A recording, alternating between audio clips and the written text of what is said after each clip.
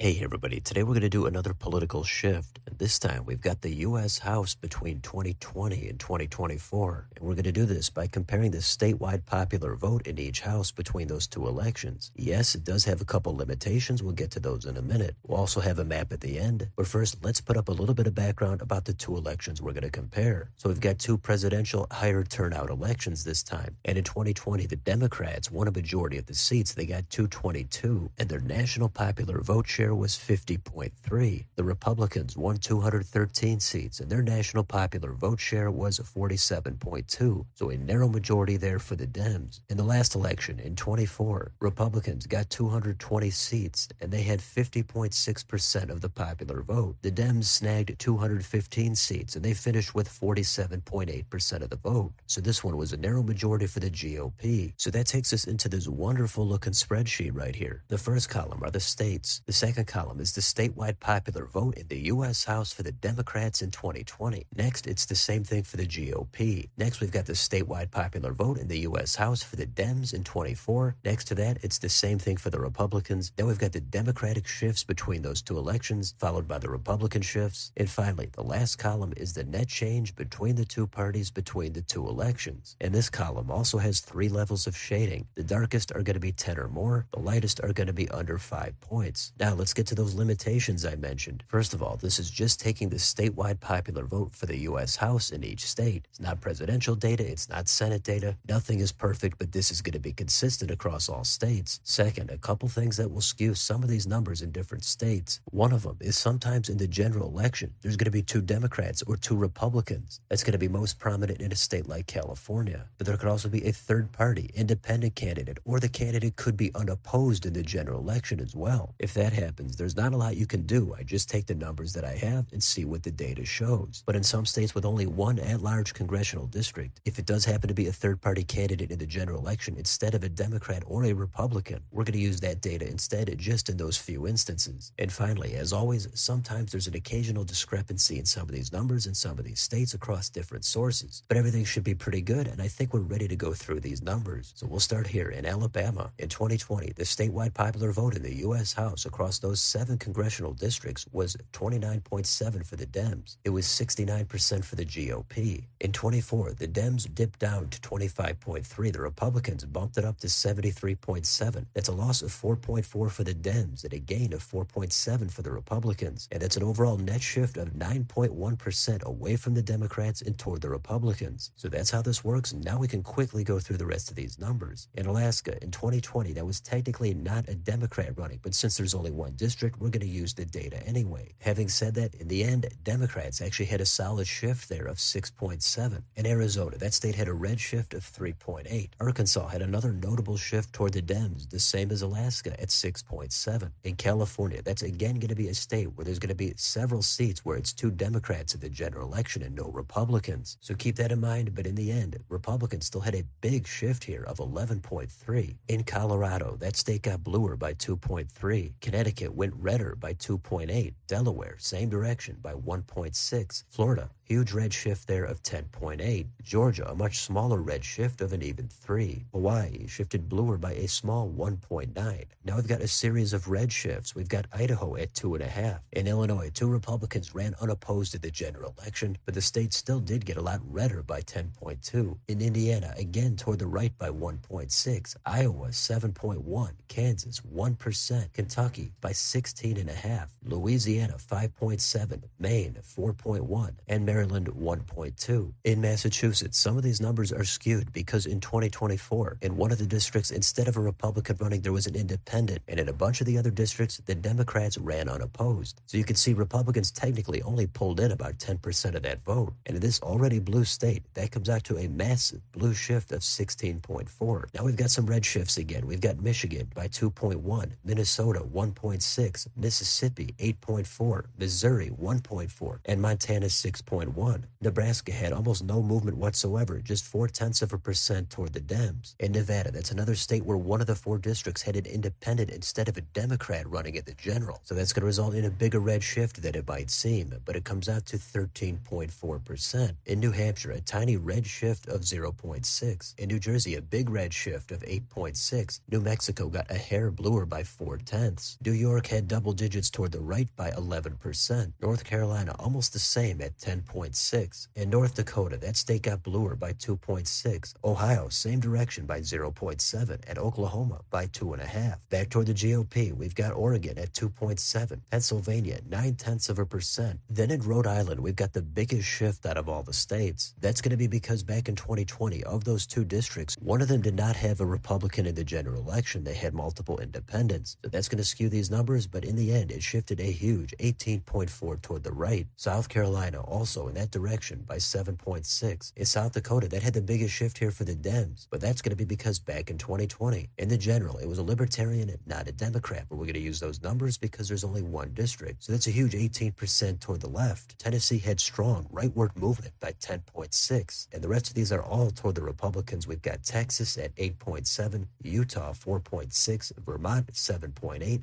Virginia 1%, Washington 5.2, West Virginia 5.7. Wisconsin had the smallest shift out of all the states, just 0.1%. And finally, Wyoming is 3.4%. And there's your national shift, 5.9% away from the Dems toward the Republicans. So those are all of the states and all of the shifts. And if you want to take all this data and put it on a map, we can take a look at that right here. So again, we've got similar shading. 10 or more points are the darkest colors, but this time the lightest colors are going to be under 1%. Those are going to be the tilt margins. So we've got 4 levels of shading. So what are the takeaways from any of these shifts? Well, first of all, most of these are favorable here for the Republicans, but there's a few exceptions. That's going to make some sense considering the Republicans won the House in 24 and the Dems won it in 2020. But both parties did have a tiny majority in each of these elections. However, the national popular vote shift was pretty decisive toward the right. But ultimately, this data is going to be fun to look at, but it's going to have its drawbacks. The biggest drawbacks I said at the beginning are going to be some states just have districts where there's no major party opposition in the general election. California has plenty of districts with 2 Democrats running, so the GOP is losing support there. Illinois has only 3 Republican districts. They're extremely red, and Democrats did not run in 2 of them, so they're missing out on a little bit of vote there. Washington also has the top 2 blanket primary. Louisiana has the jungle primary in their state. There's also ranked choice voting in Alaska and Maine. And then there's a random mix of independent candidates, libertarians, Green Party candidates in some of these races. So it's always going to be extremely difficult to paint a perfect picture with this data. This does not do that. But even with that aside, it still shows you where there was a lot of movement. Blue states like California, Illinois, New York, those states got a whole lot redder. But even states that were already red had significant shifts like Texas, Tennessee, and Florida. Dems did have some good shifts in a few places such as Arkansas, South Dakota, Massachusetts, but most of that is going to be skewed by a lack of major party opposition in one of these 2 elections. So I think it would be foolish to look at this and say Arkansas is getting a lot bluer and Washington is getting a lot redder. But in some places there could be some truth to it. Alaska, that state could be getting a little bit bluer. New Jersey, that state could be getting a lot redder. It would be a lot better if every single district, even the extremely red and blue ones, had major party opposition in the general election. But I get it, if you're going to lose by 50 or 60 points in the general, it's tough to actually want to mount a serious campaign. But it would definitely help make this data a lot better so we can compare everything across every state consistently. I'm also personally not a big fan of the top 2 blanket primary in states like California and Washington. I'd like to see what each party can do in every single district in those states. But I get it, some states are going to do it different. But it's always nice to take a look at this and see if there's going to be any patterns or any outliers. And that's it. These are the shifts in the U.S. House between 2020 and 24. So let me know in the comments. Is there anything else you noticed about this data? Why do you think some of these states moved in the directions that they did? And do you think the individual candidates could have a significant impact?